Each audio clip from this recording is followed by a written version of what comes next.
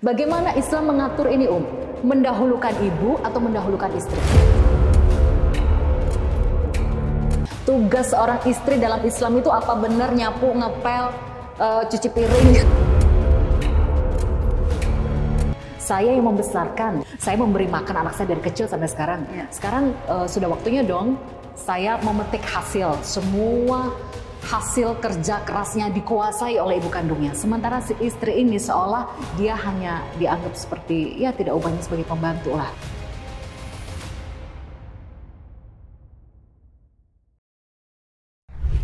Assalamualaikum warahmatullahi wabarakatuh. Halo pemirsa, sahabat Ummah, apa kabar Anda hari ini? Semoga selalu sehat, diberkahi, dirahmati oleh Allah Subhanahu wa Ta'ala. Sahabat Ummah, kembali lagi bersama saya Zeda Salim dalam Catatan Ummah.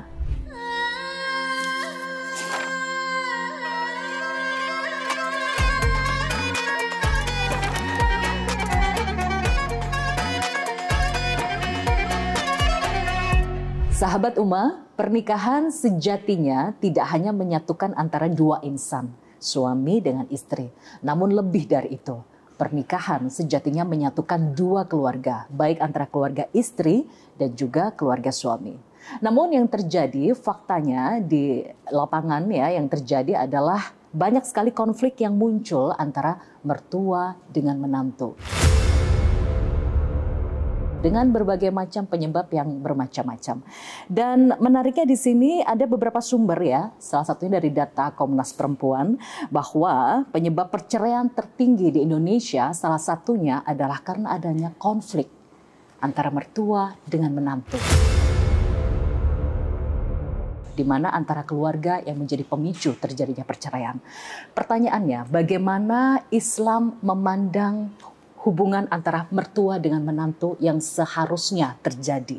Bagaimana hukum-hukum Islam dalam memandang kewajiban mertua dan juga kewajiban menantu? Dan bagaimana caranya agar tidak terjadi konflik? Bagaimana caranya agar hubungan mertua dan juga menantu menjadi harmonis? Kita akan coba bahas lebih dalam lagi dalam Catatan Ummah kali ini. Seperti biasa, saya tidak sendiri nih sahabat Ummah, saya didampingi oleh ahli ilmu yang luar biasa, Ustazah Ummah Okistira Dewi. Assalamualaikum Ummah. Waalaikumsalam warahmatullahi wabarakatuh. Apa kabar Ummah? Baik, sehat ya? Alhamdulillah. Sehat ya Mbak Zeda? Alhamdulillah sehat. Agak berat hari ini yang dibahas konflik terus tapi memang inilah yang terjadi, yang really terjadi di luar sana, konflik mertua dan juga menantu.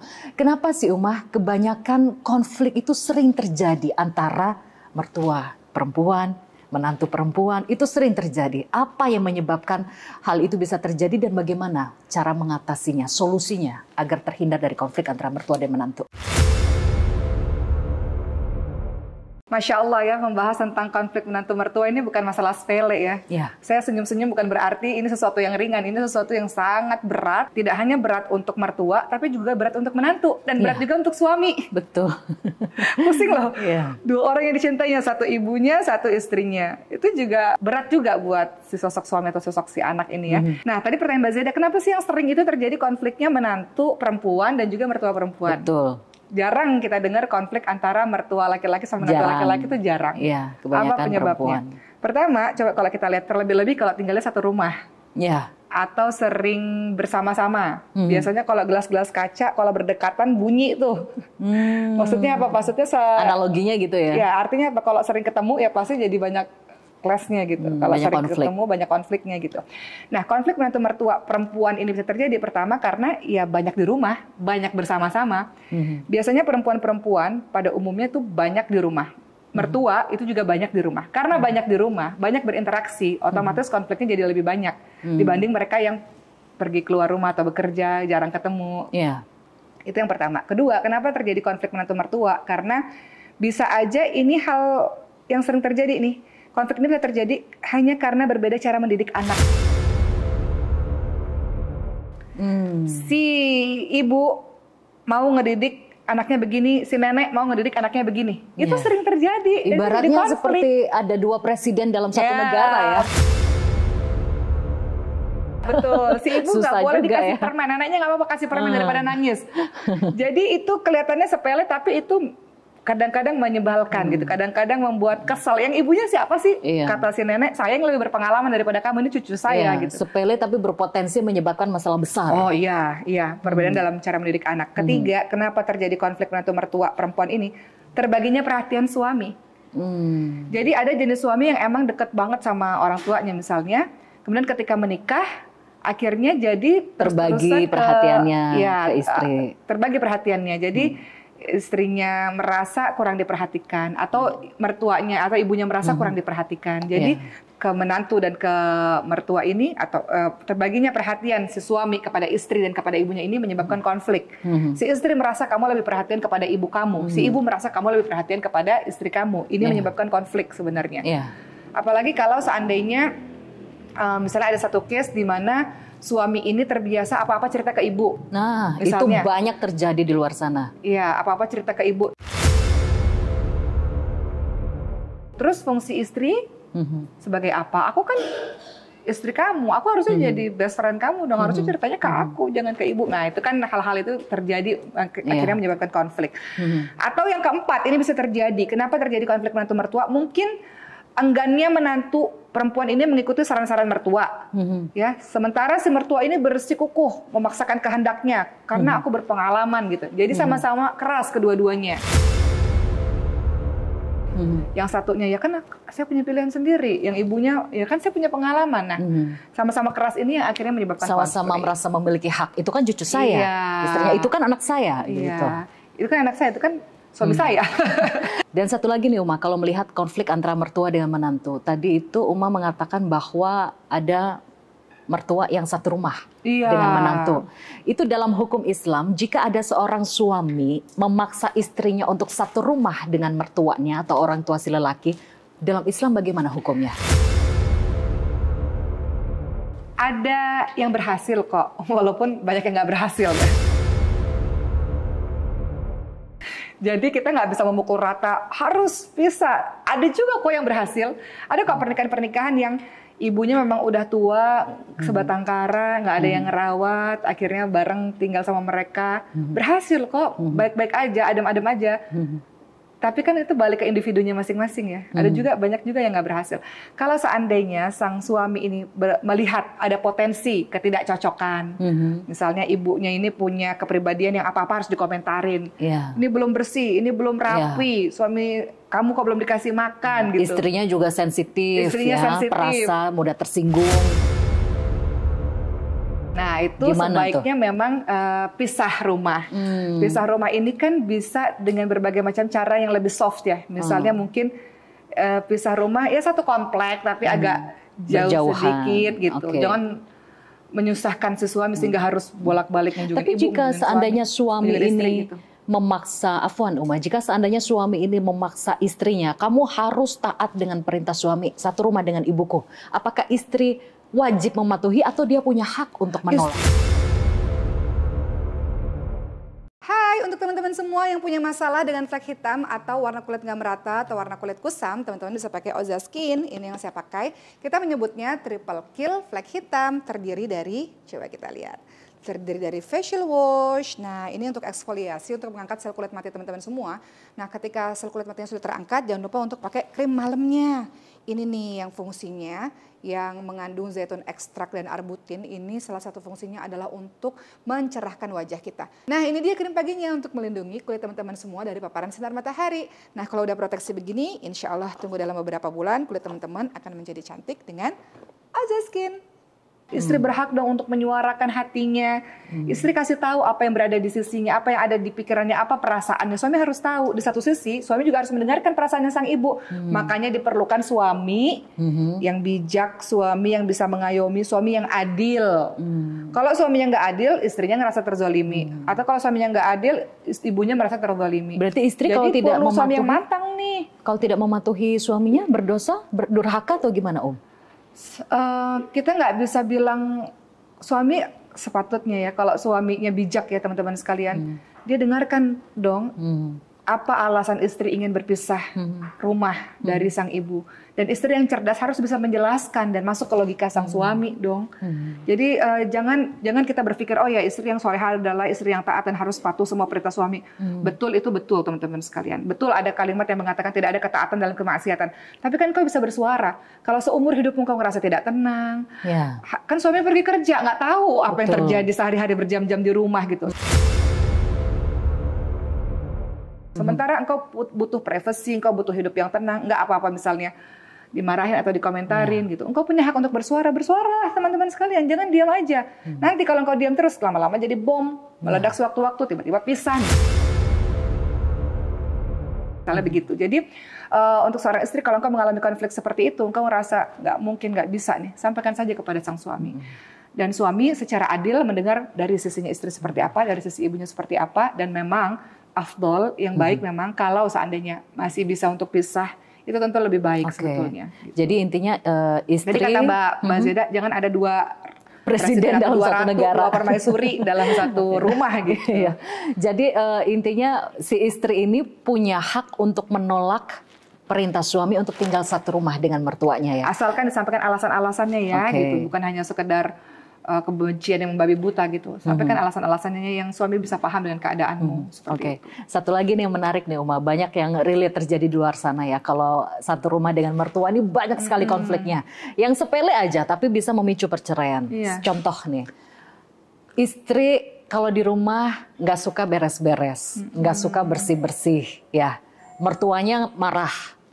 Istri pemalas, kamu nggak pernah bersih-bersih rumah. Mungkin bisa kasih edukasi nih Uma, buat mertua, buat menantu di luar sana. Tugas seorang istri dalam Islam itu apa benar nyapu, ngepel, cuci piring?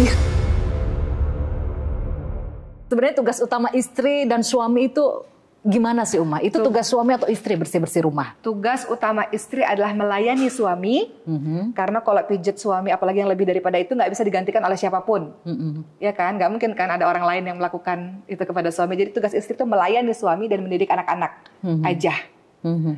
Memasak, menyapu, membersihkan rumah dan segala macamnya itu sebenarnya bukan tugas istri. Sebenarnya adalah tugas sang suami. Suami itu memberikan nafkah, memastikan suaminya memastikan istrinya dalam keadaan yang baik. Namun di satu sisi, istri yang salihah, istri yang taat, nggak mungkin dong.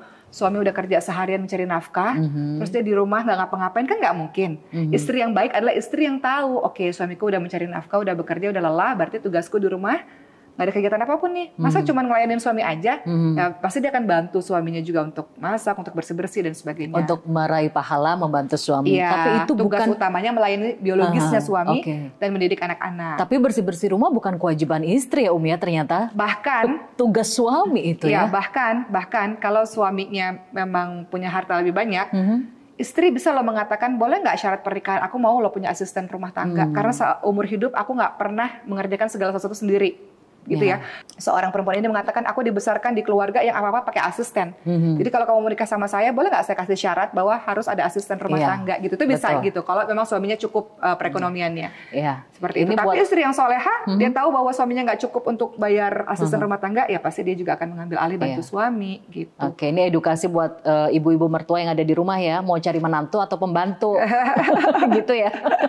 Kalau cari menantu ya sudah fokus, yang penting suami anak laki-lakinya bahagia, rukun, harmonis gitu ya. Tapi tentu rumah juga jangan berantakan juga ya. Jangan bukan berarti, istri kan tugas utamanya melayani biologis suami. Tapi kan rumah juga, ketika kau di rumah ya pasti ada sesuatu yang kau kerjakan. Berarti tidak bisa mertua langsung mengejudge. Itu kan tugas kamu sebagai istri, beres-beres rumah, ngapain aja kamu. Nggak boleh ya ya. Itu tugas anak Anda.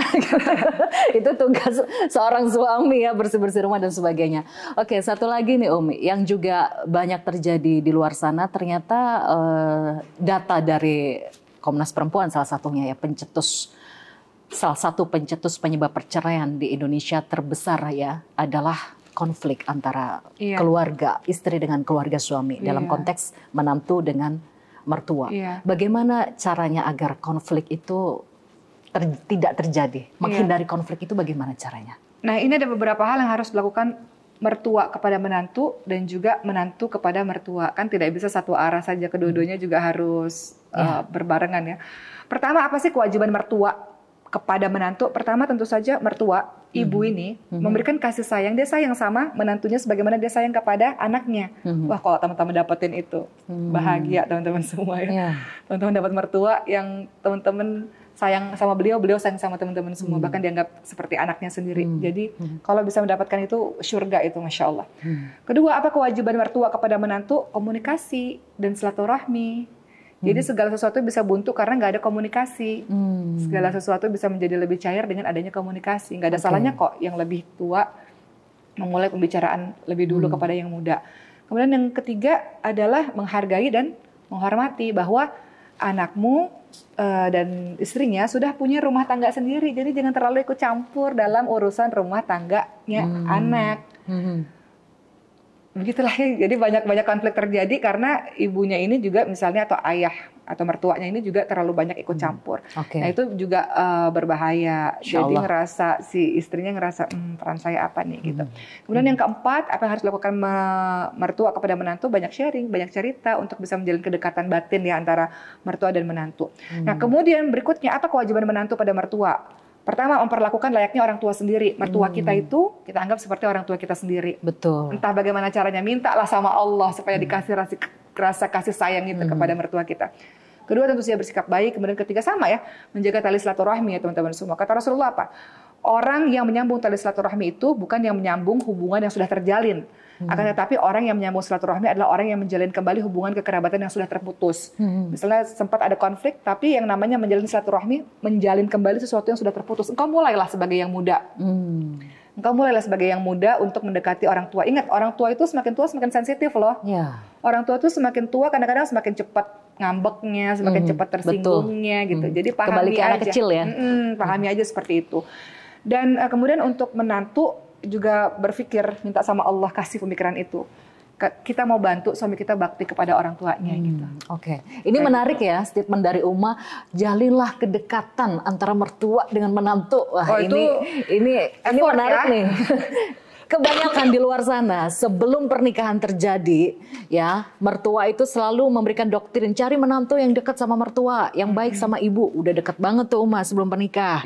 Hubungannya harmonis banget calon mertua dengan calon menantu. Begitu setelah menikah yang terjadi bukannya harmonis, malah makin bersaing. Karena si istri minta di nomor satukan, ibu si suami juga minta dinomorsatukan. Bagaimana mengalami konflik seperti ini, Uma? Nah, sahabat semua, sekarang sudah hadir di tengah-tengah kita lip mate yang warnanya natural banget, bisa kita pakai sehari-hari dan juga ringan banget di bibir, yaitu Mahatik. Ya, Masya Allah ya, Mahatik ini warnanya cakep-cakep ya. Ini fresh banget kalau di wajah, dipakai di bibir ya. Wajah tuh kelihatan lebih segar, lebih fresh.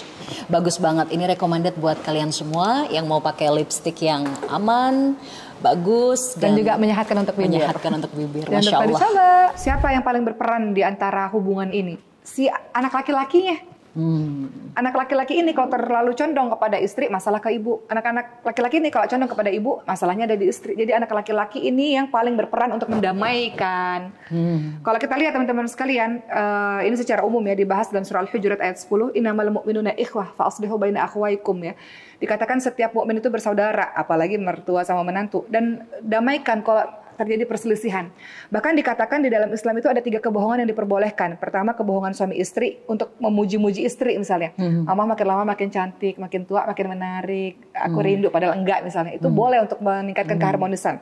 Strategi perang, nggak mungkin kita cerita strategi perang kita kepada musuh. Ketiga, untuk mendamaikan orang yang berselisih. Jadi si laki-laki ini berperan sangat penting, dia peran utama malah nih untuk mendamaikan dua wanita yang sangat dicintainya ini gitu. Mungkin bisa berbohong mengatakan, Mama itu istriku tuh tiap hari tuh sedih ngedoain Mama tiap hari. Mungkin nggak ngedoain, tapi mengucapkan jarang ada begitu. suami begitu ya, Masya Allah. Yang ada malah kalau ada masalah sama istrinya curhat ke ibunya. Oh, bahaya itu. Gimana tuh hukumnya Jangan. kalau ada suami yang seperti itu?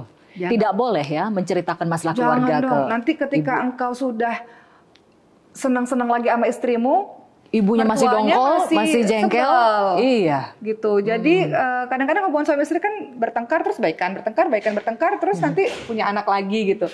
Sementara si ibunya masih ingat kejadian-kejadian yang telah lalu. Jadi jangan dibiasakan, apalagi untuk suami ya, laki-laki, kepala keluarga.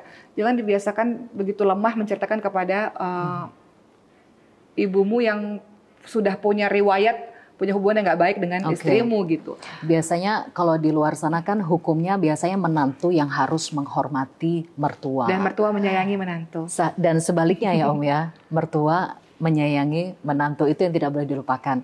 Mungkin bisa memberikan pengalaman pribadi ya Om ya, mohon izin ya, afwan ya Om. Ini pengalaman pribadi bahwa ada di luar sana terjadi menantu-menantu yang terzolimi oleh mertuanya. Dan kembali lagi nanti pertanyaan saya adalah bagaimana doa orang yang terzolimi walaupun dia adalah seorang menantu katakanlah, bukan seorang mertua yang notabene lebih tua. Saya punya pengalaman nih ya. Waktu saya menjadi seorang menantu, saya memiliki mertua yang suka ikut campur dengan rumah tangga saya. Ini di suami pertama dulu ya. Sampai akhirnya terjadilah perpisahan. Perpisahan itu disebabkan karena mertua saya. Ini kisah nyata ya yang saya alami, mungkin bisa jadi pelajaran sahabat Uma ya. Sampai akhirnya mertua saya menginginkan suami saya berpoligami. Saya izinkan suami saya yang pertama untuk menikah lagi. Tapi saya minta tolong sama mertua saya, jangan pisahkan saya dengan suami saya. Silahkan kalau mau berpoligami. Tapi ternyata mertua saya kekeh ingin menceraikan saya dengan suami. Sampai akhirnya saya sujud di kakinya, nangis-nangis, tolong jangan ceraikan saya dengan suami. Silahkan ibu mau menikahkan dia dengan istri manapun saya izinkan, tapi jangan ceraikan saya dengan suami saya. Tapi dia kekeh mengancam suami saya, anak durhaka kamu kalau tidak nurut sama orang tua. Sampai akhirnya terjadilah perceraian. Dan saya sebagai seorang manusia saat itu, sebagai seorang menantu, merasa dizolimi. Salah saya apa sebagai menantu? Saya tidak berselingkuh, saya tidak membantah, saya tidak melakukan hal-hal yang nusyus ya katakanlah terhadap suami. Mungkin ketidakcocokan dengan mertua pasti adalah sedikit-sedikit.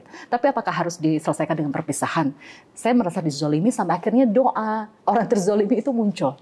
Suatu saat kamu akan merasakan keheningan, kesepian, ditinggalkan suamimu seorang diri dalam kematian yang menyedihkan. Saya sampai doa gitu. Umur kamu nggak lama. Nauzubillah min dzalik, namanya orang terzolimi ya Umi. Tapi benar nih sahabat Umah ya, doa orang terzolimi, menantu terzolimi itu diijabah sama Allah. 2 tahun, 3 tahun kemudian Allah cabut nyawa mertua saya. Allah cabut nyawa mertua saya, dia diasingkan karena meninggal dalam keadaan COVID. Dia terasingkan. Sekarang mungkin entahlah urusan dia dengan Allah. Tapi kalau saya sudah memaafkan. Pelajarannya nih edukasinya, apa betul mertua juga harus berhati-hati dengan doa menantu yang terzolimi. Bukan hanya, tadi kalau kita sedikit komentarin ke konflik atau kasusnya Mbak Zeda, tentu kalau dilihat dari perspektif Mbak Zeda akan merasa terzolimi. Mungkin di perspektifnya sang ibu juga ada sesuatu yang beliau ngerasa nggak cocok gitu. Atau ngerasa juga beliau terluka, sehingga beliau mengatakan harus bercerai. Kan kita nggak tahu ya, perspektif orang kan berbeda-beda. Dan setiap orang punya hak untuk berdoa apapun yang dia inginkan gitu. Yang jelas Rasulullah SAW ingatkan kalau seandainya memang engkau merasa terzalimi, engkau merasa terluka, engkau merasa tersakiti, punya hak, boleh saja untuk mendoakan apapun itu. Allah SWT nggak suka kalimat-kalimat yang buruk, tapi untuk orang-orang yang dizalimi, kalau engkau mau mendoakan ya silahkan saja, itu hak itu diijabah sama Allah cepat loh. Saya sudah mengalami sendiri. Tapi yang ingin saya sampaikan kepada teman-teman semua, ada satu kisah Mbak Zeda, mungkin sebagai penutup, nanti juga Mbak Zeda akan memberikan konklusi. Satu kisah yang ini cukup menginspirasi saya sih sebenarnya. Satu kisah di mana diceritakan ada seorang istri yang mengatakan pada suaminya, saya nggak sanggup untuk tinggal sama ibu kamu gitu. Sang ibu juga mengatakan, saya nggak bisa nih tinggal sama istri kamu. Jadi sang suami masih menginginkan agar istri dan ibunya ini tinggal satu rumah. Karena suami kan pergi kerja terus-menerus, nggak tahu konflik yang terjadi di antara mereka. Sampai istrinya, ini mungkin mirip-mirip sampai sama kisahnya Mbak Zeda nih. Istrinya ngerasa, gimana caranya nih orang nggak ada di hadapan saya. Cuman lebih ekstrim ya ceritanya ya. Jadi istri ini diceritakan pergilah ke satu orang pinter, tolong terserah deh buat ramuan gimana nih caranya nih. Supaya nggak lama umurnya. Iya. Jadi ceritanya si ibu ini nggak lama umurnya, terserah deh gimana. Tapi jangan tiba-tiba nanti saya bisa dituduh gitu kan. Gimana lah caranya, pokoknya jadi sakit jadi apa, pokoknya nggak ada aja. Karena saya udah nggak tahan gitu. Nah kata si pembuat ramuan ini, oke, ini ada ramuan, kamu kasih, tapi ini bertahannya ini bekerjanya 6 bulan katanya. Jadi kamu kasih aja setiap kamu masak, kamu kasih ramuannya. Setiap kali masak kasih ramuannya biar beliau makan gitu. Tapi harus ada syarat kata si pembuat ramuan ini. Apa syaratnya kata sang istri ini?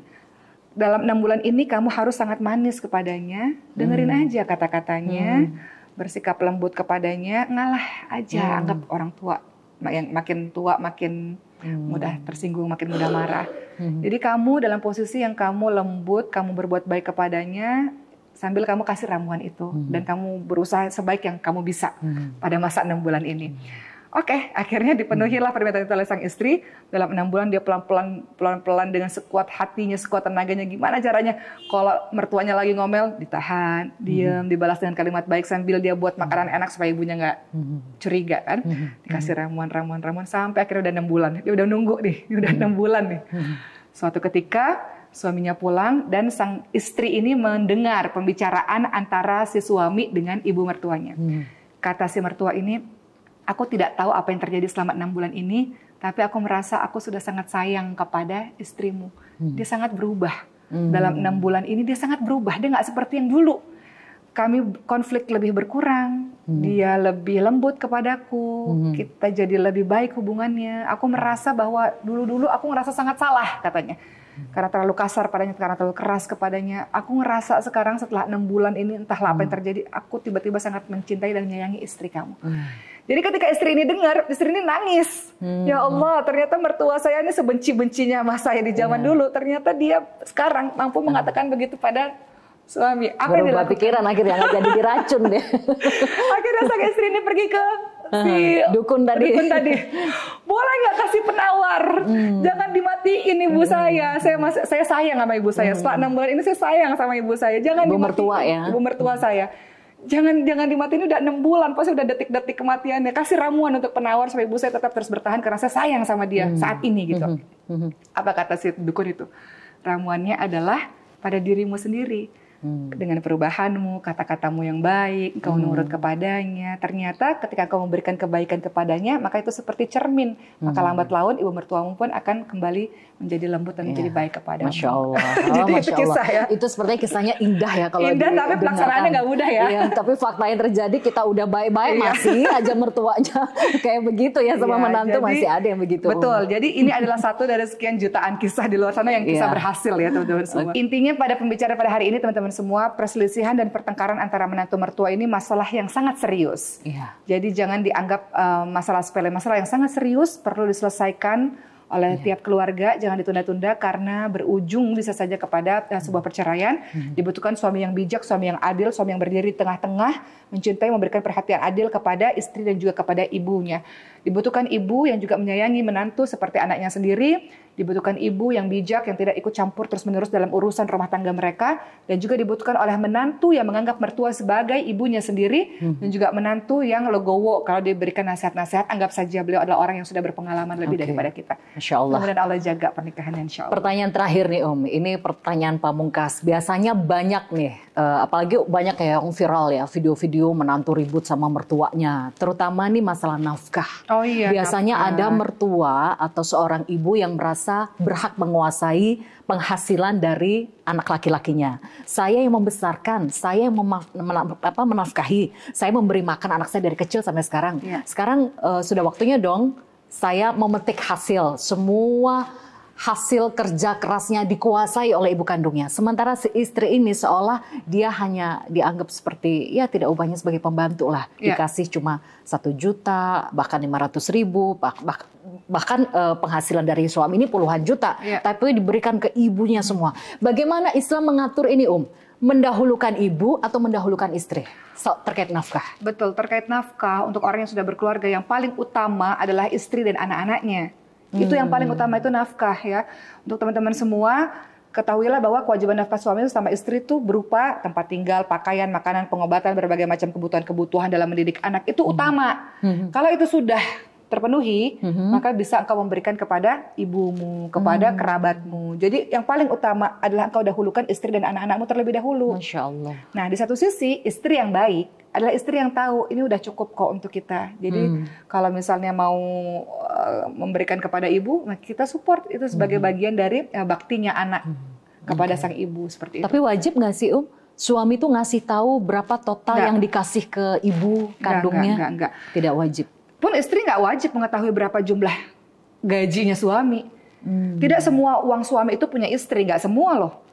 Sebagian uang suami adalah memang kewajiban yang harus diberikan kepada istri sebagai nafkah. Jadi kalau suami mau simpen setengahnya kah atau mau berapa ya silakan. Seperti itu, asalkan kewajibannya dalam menafkahi istri dan anaknya sudah terpenuhi, itu paling utama. Baru nanti setelah itu mau kasih ke ibu, mau kasih ke siapa-siapa silakan. Tapi balik lagi, istri yang baik pasti akan mendukung suaminya untuk bisa berbagi kepada orang tuanya, kepada keluarganya, seperti itu. Masya Allah, luar biasa ya ilmu yang dibagikan Uma Oki hari ini. Dan mungkin kesimpulan yang bisa diambil di sini adalah hati-hati. Salah satu pemicu perceraian atau perpisahan dalam rumah tangga itu bukan hanya dari perselingkuhan dari pihak ketiga, tapi pemicu terbesarnya adalah dari keluarga kita sendiri. Tidak terkecuali seorang mertua yang hubungannya tidak harmonis dengan menantu. Karena itu sudah saya alami. Mengapa saya bisa bicara begitu? Karena saya mengalami sendiri. Jadi apa yang disampaikan Ustazah Oki tadi semoga bisa memberikan ilmu baru, insight baru bahwa bagaimana cara untuk menciptakan hubungan yang harmonis antara menantu dengan mertua. Meminta pertolongan Allah ya Om ya. Dan supaya anak dilembutkan hatinya. Anak laki-lakinya bekerja keras ya untuk membuat dua permaisurimu itu menjadi baik kembali. Jadi suami ini harus punya ilmu kunci untuk menengahi, untuk bertanggung jawab terutama terkait nafkah dan hak-hak seorang ibu dan juga seorang istri. Baik, Masya Allah Uma Oki, terima kasih. Ilmunya luar biasa sekali.